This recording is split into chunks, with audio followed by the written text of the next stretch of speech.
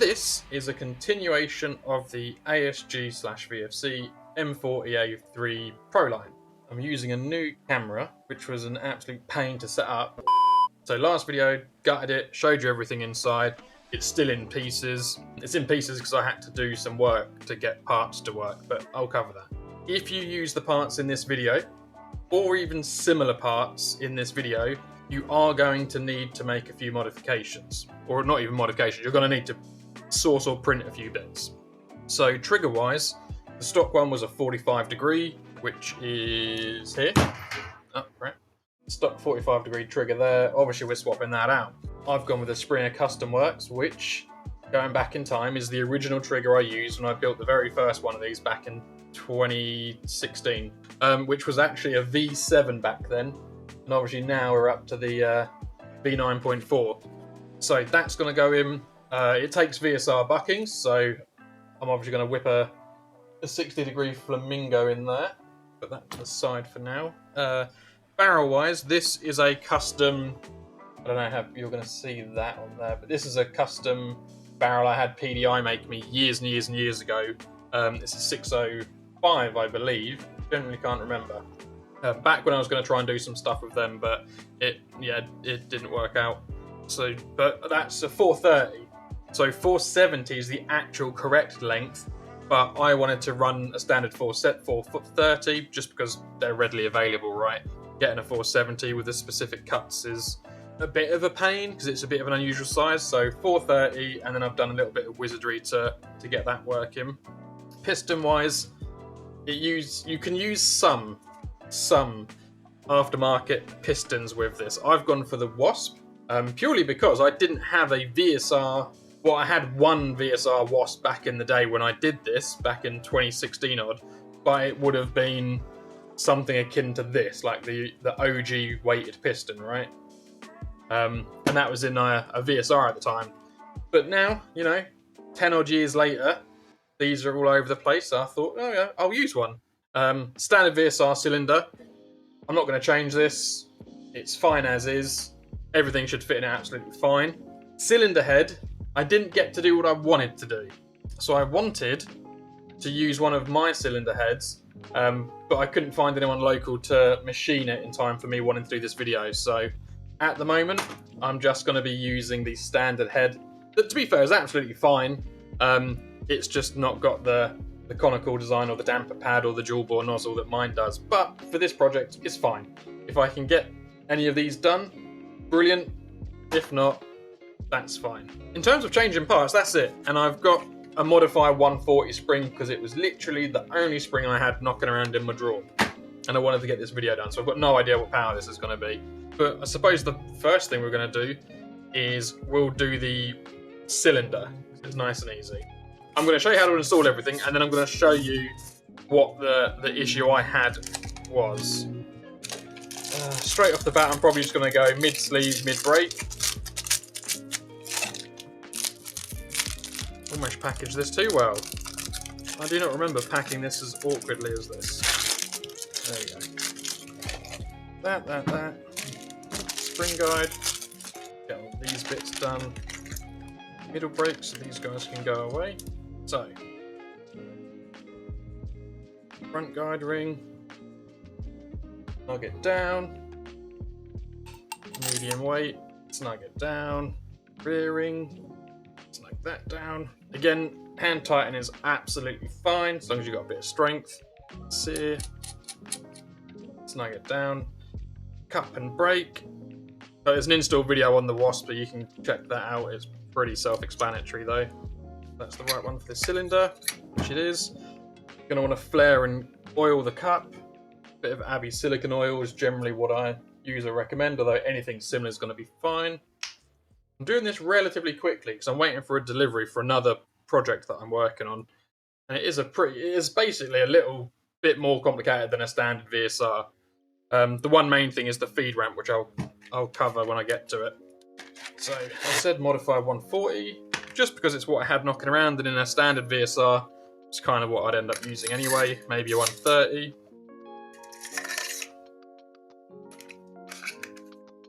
That on there. That can go back in the receiver. Triggers next, which again, pretty easy. And anyone who knows me knows that I like these triggers. I've been using them for a long time. Any build I can get away with putting one of these in, I do. And you can literally fact check that. You go back 10 years of me building rifles, you'll see this featured in everything I can put it in. In here, you're going to have 2 slightly longer or slightly fatter Phillips screws, 2 washers, this brass ring and this screw. These are for your safety. I'm not going to bother with those, so I'm just going to put them back. Put that to the side. And then, yep, you're going to want to take one of these washers / crush rings, whatever you want to call them. Put it on like so. Somehow fell into place. Trigger, simple. Make sure it's lined up like so the spring guide stopper can go in the rear. Then push it on until you hear a click. And then just make sure the holes line up and then put it on. Don't do one all the way up. You want to do one about 3/4 of the way, and then you attach the second one, and then you snug them down. Just because sometimes if you put it in too tight at one end, you can bust the threads when you try and do the other one because it's already under tension. But once they're in, you can go ahead and snag them down. Snug them down? Snug them. That is your main trigger cylinder assembly done.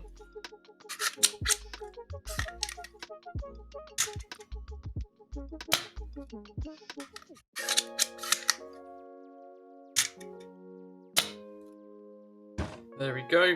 One thing, I'll cover it now actually because we're about to move on to it. So the original's indoors, but I've made this feed ramp, but this is the standard feed ramp that comes with it, right? And what I found is because of the length of the piston and the fact that normally that piston would be used with something that's got a more conical cylinder head, and the fact that the Springer Custom Works trigger sits a smidge higher than the stock trigger, it basically affected how this little piece, when you've got it installed, would go back and capture. Because everything was shifted forward, it would sit like this, and basically the BB would get caught in here. And you need to have about this much height and that much space for it to basically push the BBs back and then catch this on the return. But where everything was shifted forward, this sat too close there, and because the mag was at a slight angle, the angle of this sort of just kept riding back over the BB rather than catching it. So if anyone's followed my social media recently, in the last 24 hours, you'll see that I did some printing and I basically remodeled the original and then made an extended one that basically allows for the additional length of the piston and the additional height and angle of the mag. Because basically, I'm aware I've said basically about 1,000 times, is this should sit flush. But what happens is because the Springer Custom Works is a bit higher, it kind of sits more at an angle, only by like a few degrees. But that few degrees was enough for the BB to just keep riding over the groove rather than getting picked up by it. But I've since model design printed this, tested it, fit it, and it's been absolutely fine. So I'll continue using it. But at this stage, this would go on like so, and then you'll have your little C-clip, which goes in the cutout there. If I can get it lined up. Like that. You can see that the angle, I needed to change this angle here, so it's an aggressive angle and then smooths back out into the original shape. So there's like a little lip here, just because the BB was getting pushed in the chamber, and I've recessed this and set it back further, and this little piece here at the rear to push the BB out of the way, give it the clearance it needs to get picked up. On the original, that little pickup point was a lot smaller, so it just kept pushing the BB out of the way rather than catching it. But I was pretty chuffed with that. Benefit of having a 3D printer and knowing how to do that stuff. So for the moment, that can go to the side. Oh, this piece, I'll just do that now. Just goes in here, like so. Just because otherwise I forget that. Now we're onto the hop unit. So first things first, bucket on the barrel. Nice and easy, doesn't really need any explanation. There we go, on. And then the hop unit slides on from the rear of the barrel. And then the key here is to line it all up without lodging the buck in. So obviously this has the alignment tab, there's an alignment cut out here. There is a mold seam on the underside. That isn't straight. That isn't in the middle, basically, so don't rely on that with that cutout. You do have to eyeball it because that seam isn't perfectly centre, and what you'll find is when you put it back together, you'll end up with a hook. So eyeball it, and once you've got it on, slide it up, keeping pressure on the bucking from the front. And once you've got it in the right spot, you have a C-clip that needs to go on. So have a look through, make sure it's coming through straight. What I'm doing now, but I can't show you on camera, but I'm basically looking toward the light just to make sure that that is coming through centered. Looks like it is. Then you just go on, pop the C-clip on, and that's that bit done. Next, I'm just sticking with the stock nub for the moment. I'm going to do some tests and see how it goes, but you get a long sort of bridge style nub. So that can go in, pop that in there, nice and easy. Next is the hop arm. That goes on from the rear. That sits over the bucking. You've got this plastic piece, that holds the nub. That goes in, and there's a small hole with a pin. See how there's a small hole there, so pop the pin through, pop that in there. That pin will probably fall out if it's not under tension, but at this stage, it's a good time to just make sure you're holding it from the side so you don't push the pin, and then look through, apply pressure, and make sure that that's coming through okay. And that is coming through absolutely perfect. Now the next bit, a little bit fiddly, because it has our favourite spring. That little spring sits on a little mound here. Now where you're going to see that, but there's a little mound just here. Pop the spring on there, and then push the arm over it, and it should snap into place. Just be mindful it doesn't ping off, like that. So I just use the tip of my thumb to just push it under, and then it should catch, and you'll see that spring just sat in there. Next step. So the chamber's a little bit more involved than a typical VSR, but the next step is literally you just slide that home. Then you've got the rear chamber face, and that slides on that way. You know it's the right way because you'll have all the screw holes facing the right way. Flip it round, and you'll have these two long screws from the disassembly. Just drop those in either side. Small Allen key, tighten those up.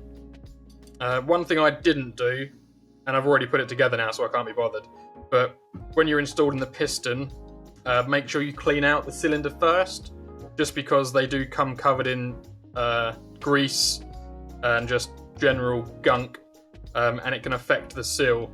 So clean that out properly, then install your piston, and then lubricate it properly.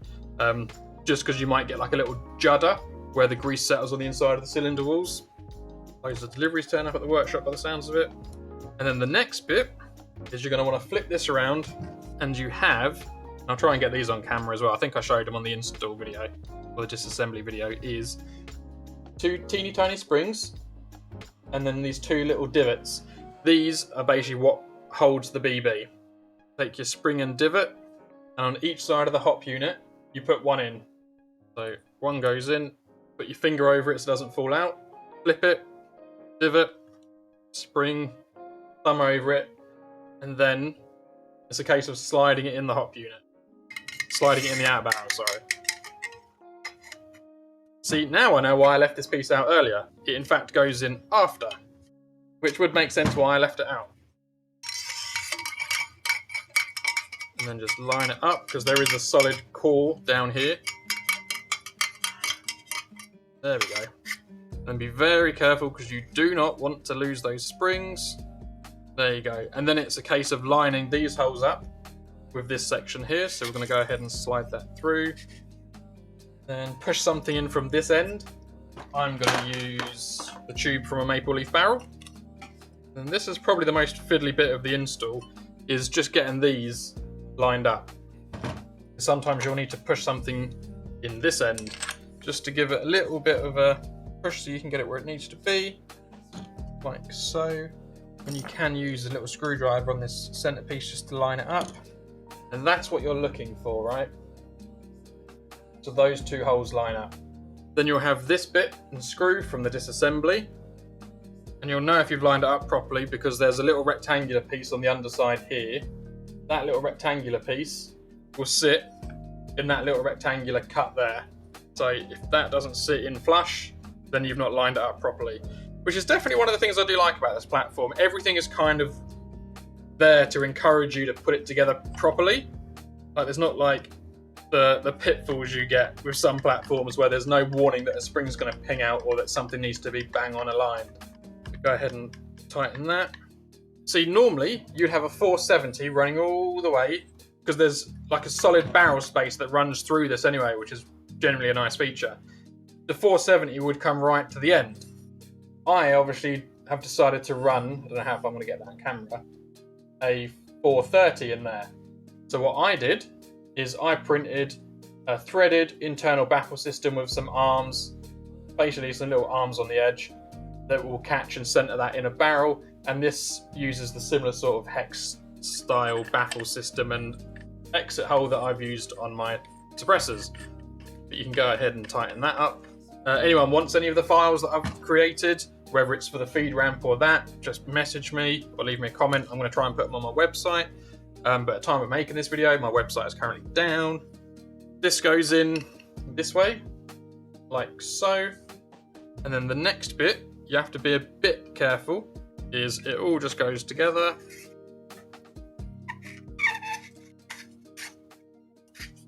And it always gets to about there, and you back it off till it lines up. Then the next is the feed ramp, which literally just slides over and it sits in perfectly there. That bit sits in, so you can't really mess it up. One screw at the front, and then one either side here at the rear. The two little Phillips, so we want to go ahead and put those in. And then there is a longer Phillips, which is the front, which will be this one here. Again, this feed ramp system is plastic, so you don't have to wrench these down, right? You just need to tighten them up enough that they stay in place. Don't over tighten them because it is plastic, and obviously that's quite a lot of pressure and torque, so you can snap them. But at this stage, you obviously can rack it to make sure that feed ramp's moving and catching. So I'm aware this is cocked, so I'm going to be as delicate as I can. So here, I don't know if how well you can see that, but that gap here, when you're using the standard feed ramp, is all the way forward because of the length of the piston and the cylinder head, and the fact that the trigger sits higher and the mag sits funny. That doesn't come all the way back, which is why I've designed the one that I have. So that little gap there is where the BB gets picked up, and that little fin pulls it back. This angle pushes the BB out of the way so that this can go past.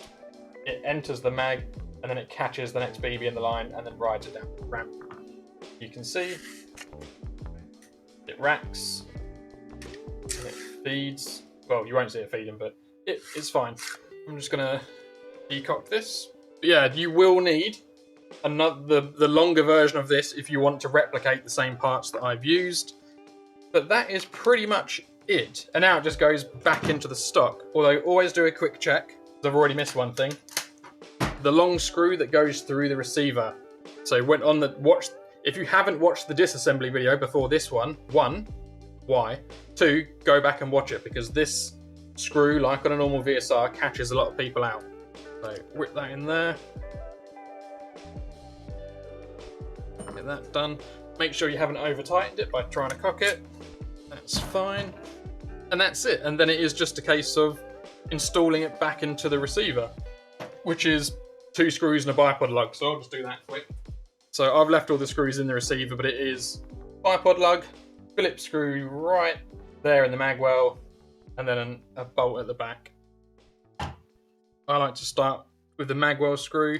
Again, don't tighten it all the way initially, just get it in place, then tighten the rest around it.